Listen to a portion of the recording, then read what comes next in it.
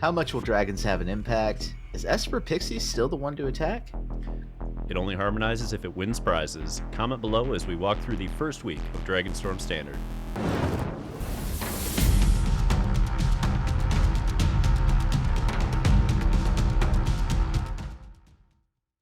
We're 1 week deep in Dragonstorm Standard, gang, and we've got 7 MTGO challenges to go off of for results now that the RCQ season has shifted to Modern and there's a split focus in the competitive community.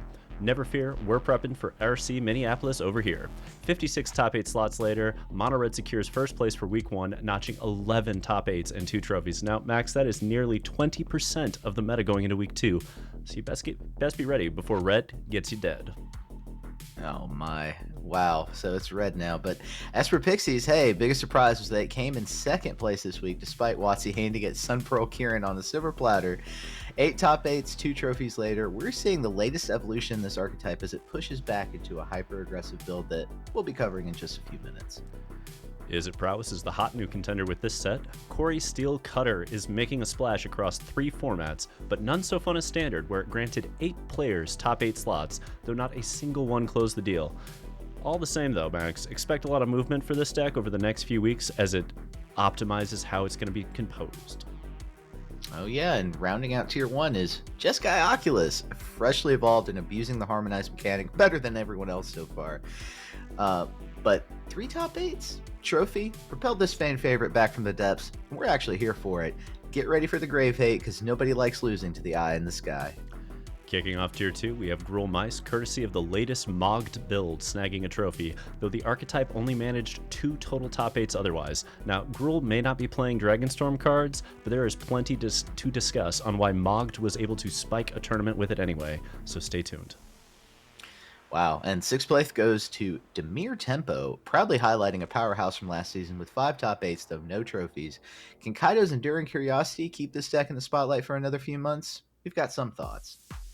Golgari Midrange managed 4 top 8s, 0 trophies, and utter confusion as not a single player shoved Rockers Rakshasa next to those unholy annexes. Just remember, folks, some players like to experiment in week 1, others take the tried and true build for the last season and just another ride instead to try to beat up on those non-optimized builds, utilizing the new set. Likely that's the formula here, but either way, there's plenty of work to do, and Max is going to be covering that later. I sure am, but bringing up the final place in our tier list is another newcomer in the form of Jeskai Dragons. Gang, I can't tell you how excited I am for a fresh new mid-range deck amidst all this aggro, especially one that found the best dragons in the set is using it to devastating effect. So hold on to your seats because you don't want to miss this one. Over in Brewer's Corner, I'll be featuring Grixis Bounce and Boros Monument. And I'll be highlighting a fresh new Rakdos Leyline build along with a reimagined 5-color Legends deck. But first, let's take flight and navigate the storm of burn that is Mono Red Aggro. I apologize, I'm going to butcher this name, folks. Luffy du Chapeau de Pala won the 80-player MTGO challenge on Friday with Mono Red Aggro, taking down Dimir Bounce in a contentious finale. Let's look at what changed here. So first and foremost, I just want to highlight it. Tursa is here. If you don't have a playset, go pick up a playset. This card is going to be around to stay for a while. It's a bolt with legs. More than that though, it's filtering out those mountains, and it's got a weird Snapcaster kind of effect going on here, where if you manage to get 7 cards in your graveyard, late game scenario, you're filtering, things are dying, hopefully they're not already exiled, you get to start exiling cards from your graveyard at random, and sometimes it's Monstrous Rage, sometimes it's your 6th mountain.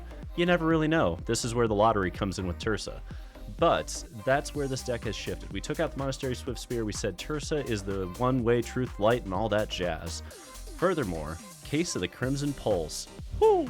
It's back. If you got to play through a lot of removal, yeah, this is conditional Ancestral Recall for red if you curve low enough. Love it. Oh yeah, I love Tursa Light Shatter. I know that Monastery Swift Spear was the one on the way out. We were all looking for a replacement for that card, us mono red players. But Case of the Crimson Pulse, I feel like we called this out weeks back. I think this card was necessary for the grind. Nonetheless, aside from just these reasons, why is red still making waves? Well, I think that there's two parts to that question, right, Max? Like, part one is it's week one. Everybody else is experimenting with new stuff, so what do? You play the Get 'em Dead Red, and you punish everybody for trying those experiments. You know, you just say, you want to play Big Fat Dragons? Cool, we're going to go under, and we're just going to kill you, right? The other side of it is that Mono Red is just that good right now. Like, it has so many tools that they've never given it before. You have a deck that has the ability to go turn 1 Heartfire, turn 2 Manifold, turn 3 Screaming Nemesis, turn 4 Sunspine Links on curve. You can't tell me there's many decks in the format that look at that and go, oh yeah, that's easy. Like, that's such a difficult lineup to deal with. And you even have conditional Ancestral Recall with Case. Like, this deck's got it all. And it's not going to be an easy one to knock off. This mono red in standard, if we're looking historically at the red archetype in standard, specifically in this format, I have to say this is the most diverse among the things that the archetype can do at once that we've seen mono red in a long time. So I don't know if the power creep discussion is still a thing, if it's still ongoing, but I have to say red has definitely evolved over the years to do what it does right now. The filtering, the attacks, the different diversity of threats, I love it. I'm here for it. But let's talk about the next biggest threat in Tier 1. Esper Pixie, how is this deck shaking out? House of Mana MTG took down a 60-player MTGO challenge last Friday with an updated Esper Pixies build that shocked the world. Let's dive in. So, what you're going to notice here, where is Kaido? What happened? The staple is gone. No one's playing it, right? There's just not enough room. If you look at where Esper Pixies is trying to go here, you see those Spiteful Hex Mages, you see Sun Pearl Kirin, you see Fear of Isolation getting knocked down to just a 2 of. What this should tell you is that we are on a hyper aggro Esper Pixies build. The Pixie players have decided, okay, we can't outgrind everybody without giving up too many points to midrange and domain. At that point, why are we not just playing like Dimir Bounce and having a stable mana base? So if we're going to risk it all, if we're going to play 3 colors on Pain lands and Fast lands, let's really go after it, and let's stop trying to beat around the bush. Let's just play the hyper aggro build, and that's what this is. This is a hyper aggro Esper Pixie build that has enough removal that it can actually contend with red, and then it just slotted in a couple entity trackers, and I feel like that's really the biggest flex slot here, because I don't know if that's supposed to be there at the moment, but it's panned out well in testing so far. Yeah, I think you were right to point out, right, Sun Pearl Kirin, we saw this card coming, we thought this would really just jack up Esper Pixie's power level, but you still got to make room for the new cards, right? So Kaido going out the window, that was a surprise.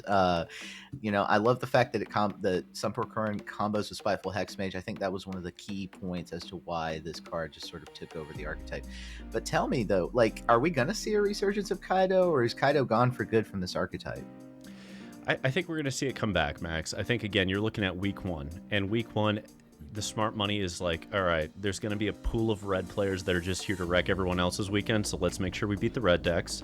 And I feel like this build was saying, all right, we don't want to lose to mid-range, we don't want to lose to red, let's be the hyper aggro deck that still has enough bounceable removal that we can play through the other aggro decks. So this is a week 1 build, right?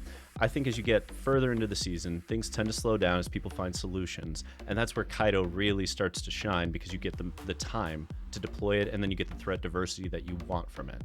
But let's give it a little time, and let's see just how aggro Esper Pixies is by week 8, because I don't think it's going to look anything like this by week 8.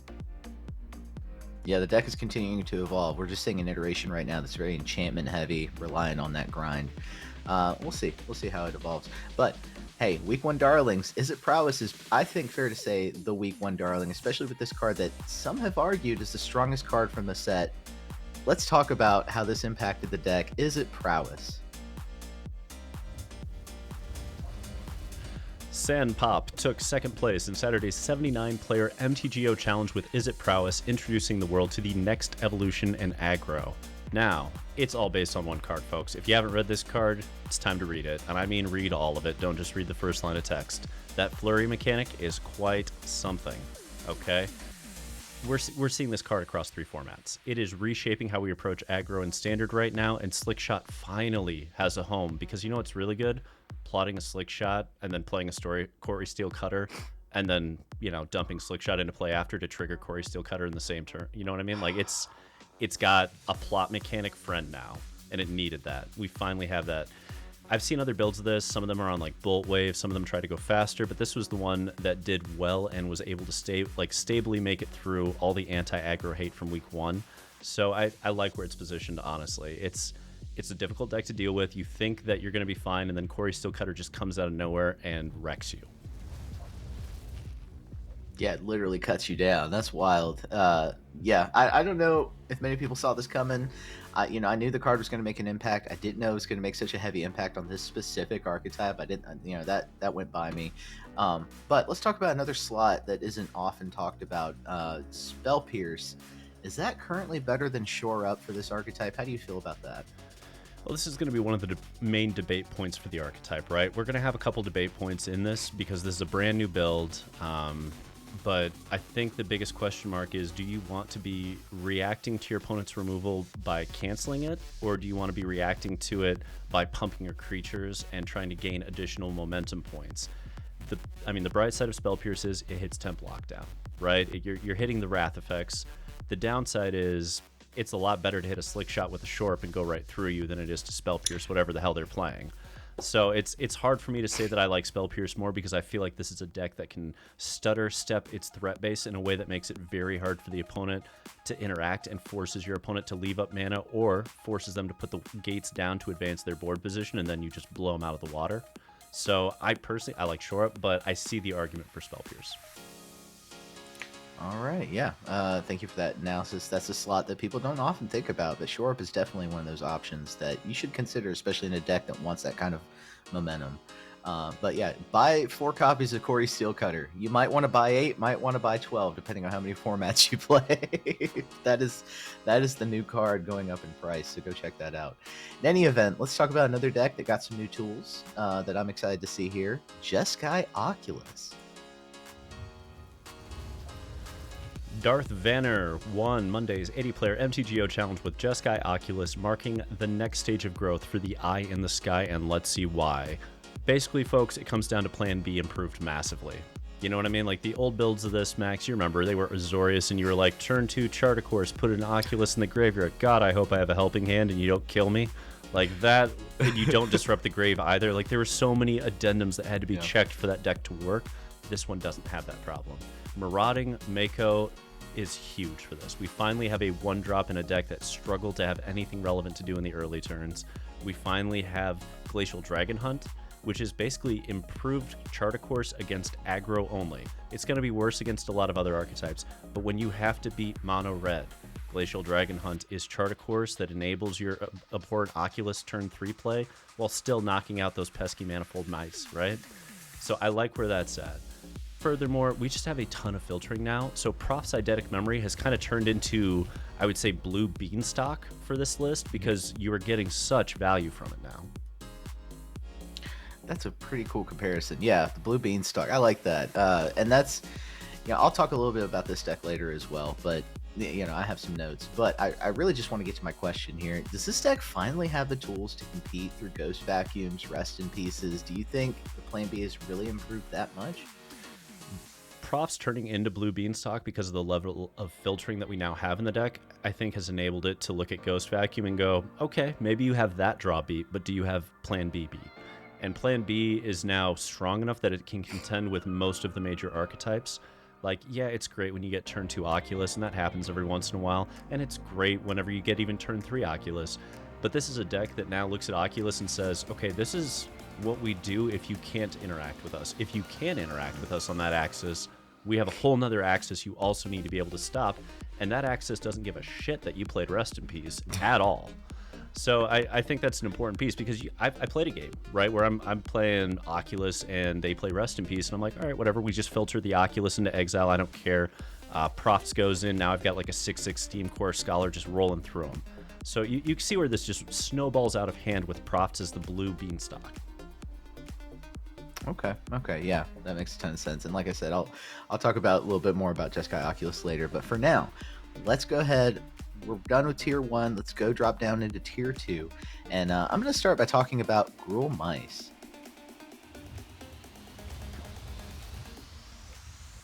Okay, so there's going to be a common theme here when we're talking about Tier 2, and that is that there are 0 new cards from Dragonstorm here.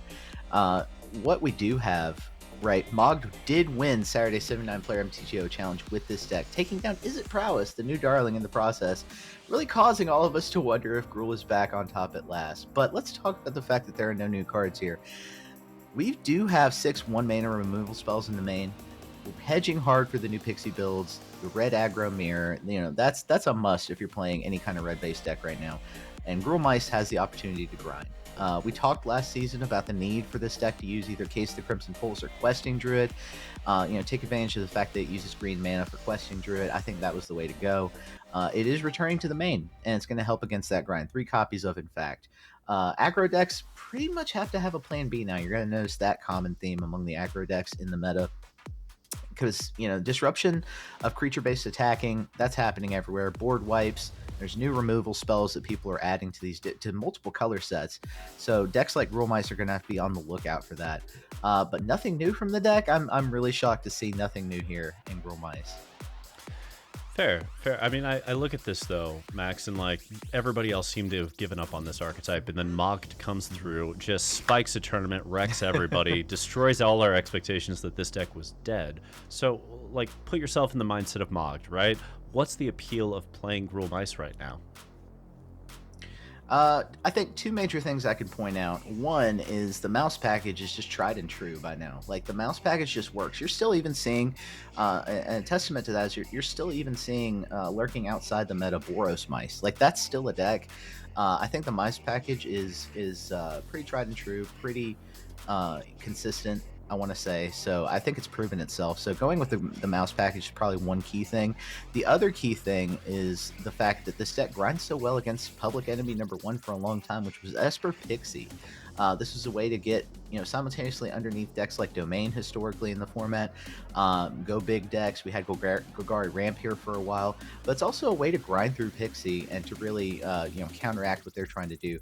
Gruul Mice did that pretty well. It was always the final battle of a lot of events was Gruul Mice versus Esper Pixie. So I think that's why we're still seeing people side with using the Gruul side of red-based aggro, and I suspect we'll see this deck continue to evolve and actually add some new cards by next week. But yeah, those are my reasons.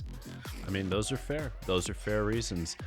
Speaking of another deck, though, that also decided it would decline from upgrading with new cards, let's talk about Dimir Tempo.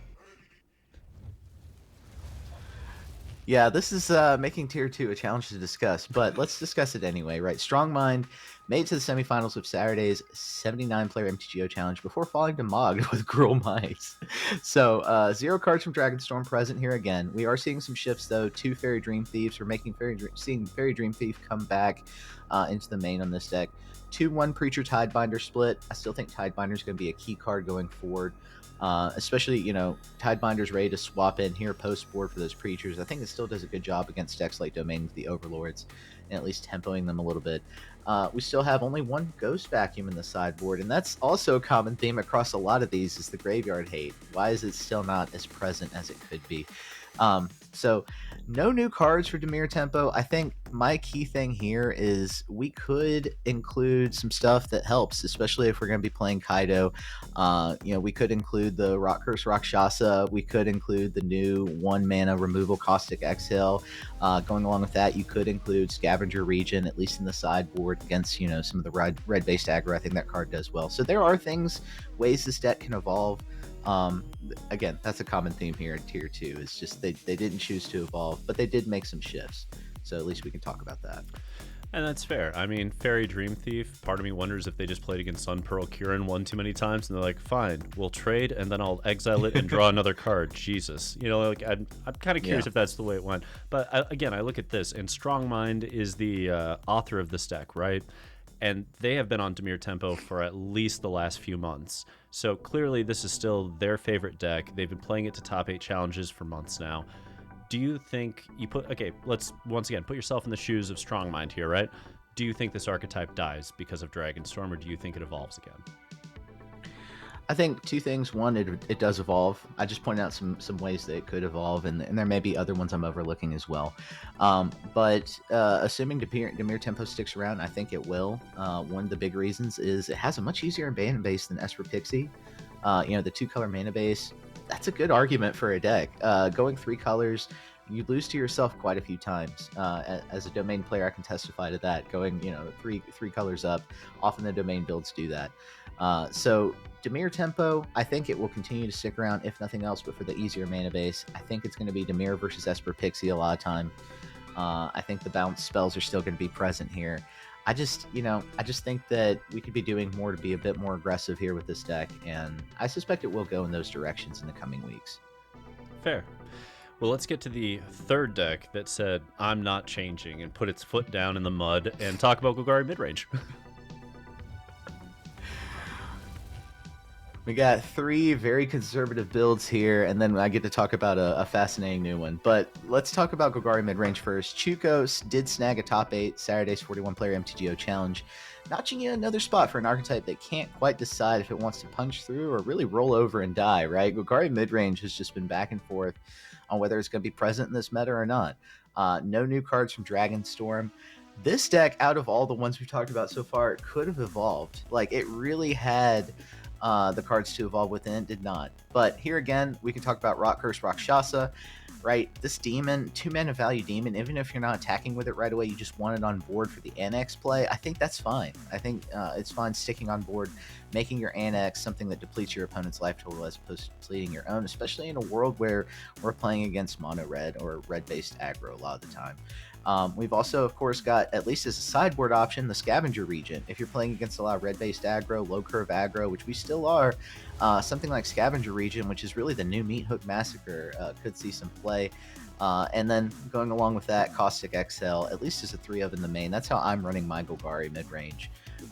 But maybe I'll get a chance to put that deck up next week. I didn't go with Golgari Midrange this week just because I thought the deck was going to evolve in ways that were a little bit more obvious, but it did not, to my surprise. And that's fair. That's fair. It's one of those things where, we'll do it a third time, because this is yet another player who is known for playing their archetype, right? Like, Chuko plays Golgari Midrange. We have yet again seen months of them make consistent top 8s, occasionally break through. I think they had a trophy or two last season. So they're looking at this format, and like the other two pros that didn't update anything, they said, we're just going to stick for week 1 and see what everybody else is doing. I mean, let's go from there, Max. Do you think that's a position that's worth taking, where you just don't evolve the meta week 1 just so that you can play the fun police to everybody else in the format? Is that a valid stance just to get that trophy on week 1? This is probably a topic I could spend a lot more time on. Maybe I will for a future Rebelcast episode with Athena. But I suffice it to say for now, my advice for a long time, as long as I've been a Magic player playing in Standard, Extended back in the day as well, is when the new sets come out, I always advise myself and anybody I talk to not to just, go ahead and innovate right away, to see how things shake out. Usually the wiser, more pro players will do this, right? What we saw with Gruul Mice, Dimir Tempo, Golgari Midrange this week, don't evolve at all. See how it shakes out. See if the old tricks still work, because oftentimes they do.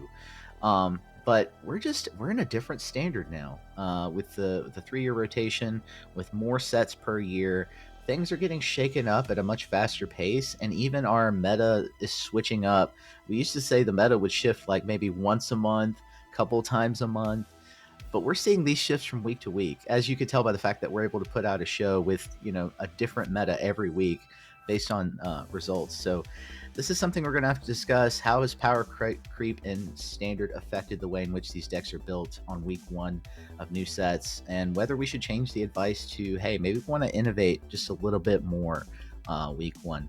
But I can totally understand why the more pro, the better amateur players just don't evolve week 1. I totally understand why, because you don't want to really fix what's not broken.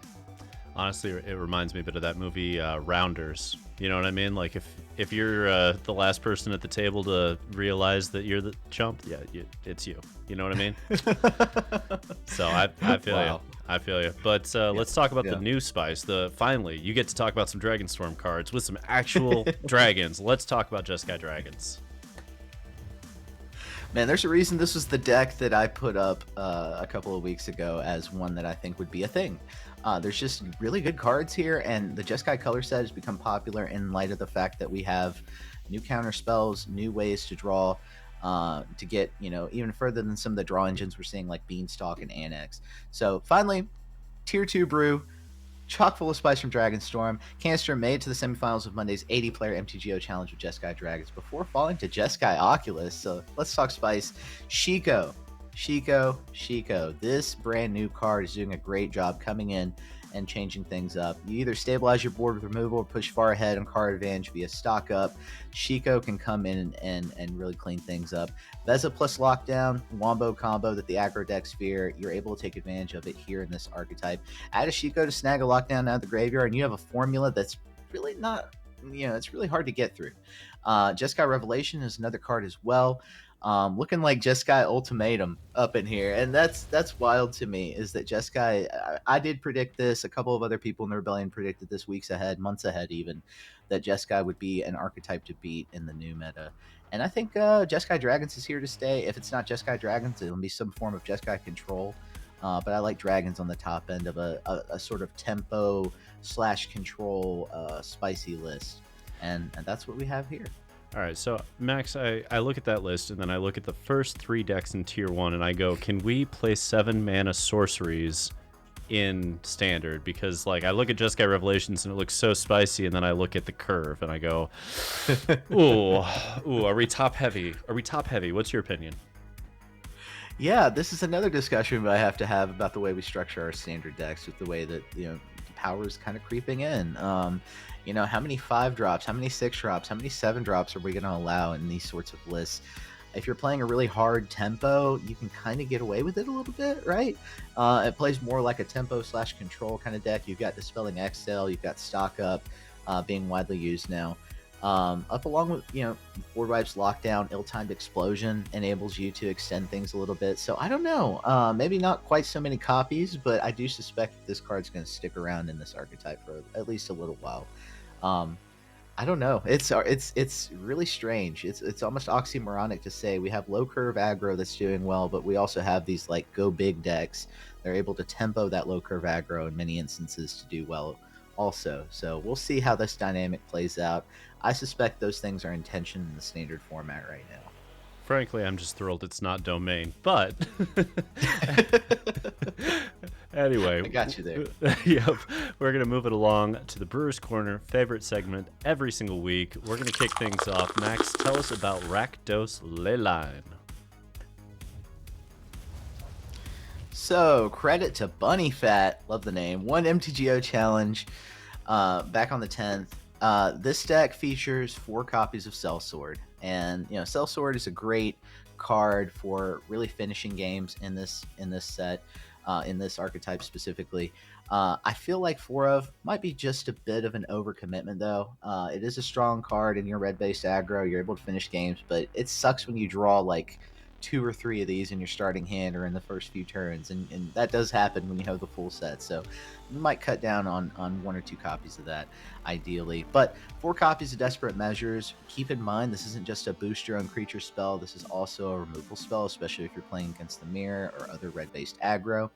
And like we were talking earlier, that consistent mouse package, that actually means there's no room for the new darling Cori Steelcutter here.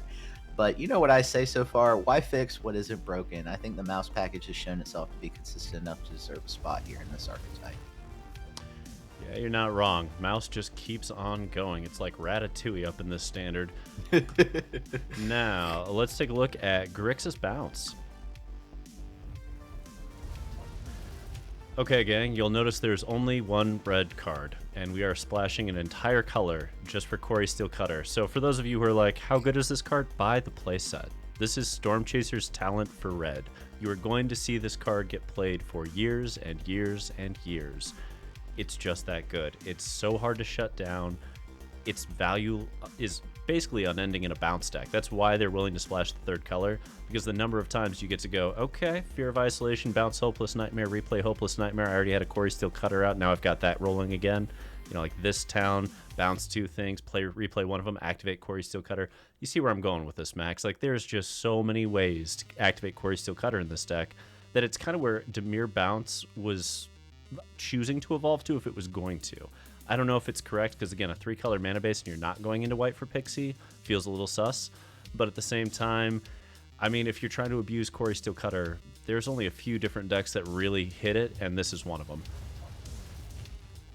Yeah, I like this build. Credit to Elvin7 for evolving in this direction as opposed to just thinking inside the box and thinking how can we play Pixie. No, let's just abuse the new card. I love it. I love that mindset. Absolutely. And with that, let's talk about a spicier list. This is possibly the spiciest of all of them. 5 color legends. My goodness, 5 color legends. Credit to Phaser X73, who actually top 8 an MTGO challenge on the 11th with this one. Obviously, we've still got Relic of Legends in the format. A lot of people forget that. This card has been around forever, it feels like. Back in the days of like 5-color humans, I remember this card was still here doing its thing. And it's, it's a card that allows you to play, cards like Honest Redstein, which is a card that allows you to grind out with this deck to really go and retrieve the things you need to piece together a very good board state. You got Ripspawn Hunter, the Relic together, creating an interesting draw engine. Allows you to really pick out the creatures that you need for the current moment. In that way, it is sort of a little toolboxy, I want to say. And then one thing I want to remind y'all of, a card that's also been around for quite some time, is Rona, which really flips to become like a serious must answer for the opponent. Everybody forgets that this card has a backside. But nonetheless, I think this mixture of cards, it's been a possibility in Standard for a while, but we're starting to see it now that other players are seeing success with, like the low curve creature-based aggro. This card, this deck tries to really dominate those kinds of archetypes and do just a little bit more power-wise with a creature-based aggro. So 5-color legends, definitely looking good in this meta.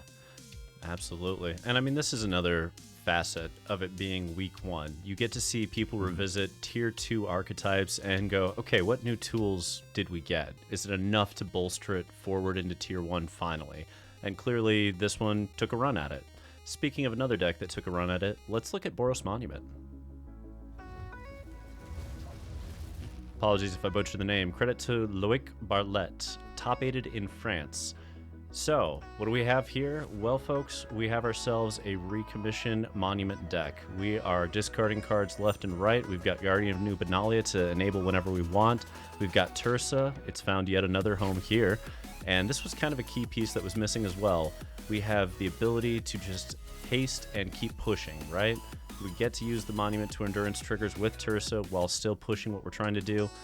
I like where this is going. The Force Sheltered by Ghostboard Torch tells you all you need to know about how angry they were with red-based aggro and how tired they were of losing to it. And to be fair, you put a Sheltered by Ghost on a Guardian of New Benalia and you have any kind of card advantage, good luck ever killing that damn thing. It is not going to happen. So I like that they have that. It's a very hardcore anti-aggro package, and then it's just like, we're going to grind with monuments for everybody that's not aggro, and that should be enough to get there. That's the theory of the deck. Now, does this actually work? It has some moments. It struggles from time to time. It's kind of like it's trying to do what Oculus is doing, but its plan B, to me, has not been quite as strong as Oculus's plan B post Dragonstorm coming in. But it's also still week 1. So there is room to maneuver. There is room to take lessons from other decks and apply them. And I do think somebody should be messing around with Monument right now, because that card has been severely unevolved compared to everything else as an archetype. Yeah, I'd agree with you. I don't think players and brewers have spent enough time with this card. I think there's still something there. But we'll see. We'll see in the coming weeks if this card sticks the landing. Fair. And that's going to bring us to our final segment, Ahead of the Curve. Now, Max, we have looked at 12 archetypes in our recap, and what are you playing going into week 2 of Dragonstorm Standard? All right, this week I'm going to talk about Jeskai Oculus. Obviously, this deck got some new pieces, and I've been paying attention. So the 4 Marauding Mako really replaced Siren where it used to be in that slot. Now, Siren, benefit of Siren was it was evasive. It works really well with Proft. If you boost the Siren, you get in for big attacks early on, and that can sort of help mitigate your opponent's, tempoing you. Having that creature on the board helped, but I think Marauding Mako gets really big in this deck, especially as we have new tools to be able to discard and draw even further. One of those tools, Glacial Dragon Hunt, which doubles as a removal spell, being able to go ahead and do what you do in both those modes. fits really well here in Jeskai Oculus. I predicted, at least a couple of in this set, and that's what I'm going in this deck, and that's what I'm going with here. Tersa Light Shatter is also a new card. I added one just because it works really well with what we're trying to do. I didn't want to go heavier than one because we don't want to go up into the curve too much. We still want to be low curve. But speaking of going up in the curve, Winter Night Stories at least is a one of, also allowing us to do what Jeskai Oculus needs to do. And the plan B with Proft, I have to say, is just boosted heavily by these new cards. So you no longer have to worry if your opponent sides in the graveyard. Hey, you still have a very decent plan B in this deck. We always talked about how this deck needed a plan B. And I just want to say one, we've seen the Chandras. We've cut that down to 2 copies in the sideboard, but one Planeswalker that hasn't made an entry into this deck that I think deserves at least one sideboard slot that I want to toy with is Kaido Infiltrator. So we have one of those in there just for the spice. Fair. And I mean, I look at this deck, Max, and I think you're creeping up on the question everyone's going to have to answer this next week, which is how good is Tersa and how many copies can we afford to run? Do you want one? Do you want two? Do you want the damn playset? It's something that everyone's going to have to figure out, and no one's got the answer as far as I know. But talking about red-based aggro, let's look at what I'm playing. Little Boros Burn. Ooh. Looky here, gang. Cori Steelcutter is back at it once more, and you're going to keep seeing this card pop up until you hope it gets banned, I promise you.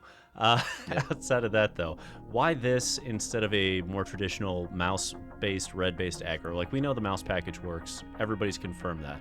My reasoning on this is that I think this deck, in the face of interaction, is going to be stronger.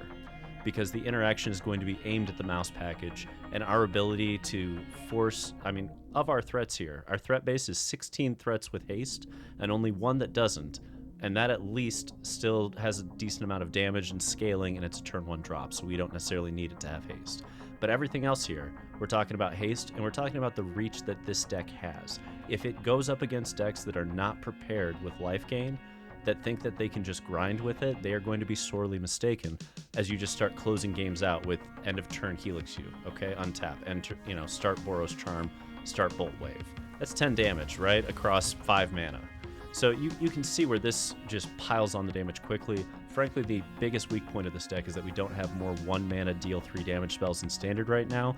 And I'll be honest, Max, we should all be grateful for that, because if they give us like 2 more, everybody's just going to play Burn and everybody else will just play Beza. You know what I mean? Like, at a certain point, it'll polarize the Boros is definitely the color set for Burn right now, especially with Boros Charm. So yeah, I am thankful we don't have more cards like Bolt Wave. My goodness. But that's it. Another week in the books. So be sure this week to share us with your LGS, your friends, your play group. Spread the word about the Rebellion, bringing competitive Magic back front and center to the Magic community. And last but not least, please like, share, and comment on this video to show support for your community online. We appreciate having all of you here. The Discord is open, link below. Go ahead, click that, hop on over, let's talk. And until next time, untap, upkeep, Resist.